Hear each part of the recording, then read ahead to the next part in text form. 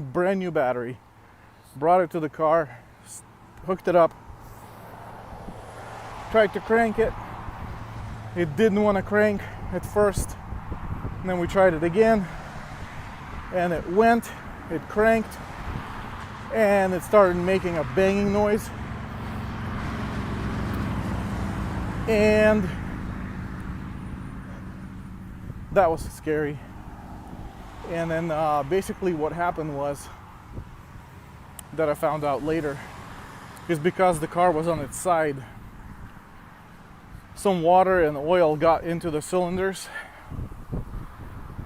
and when I tried cranking it, it tried to basically squeeze the water and the oil inside the cylinder. I was forcing it, and it ended up breaking one of the pistons.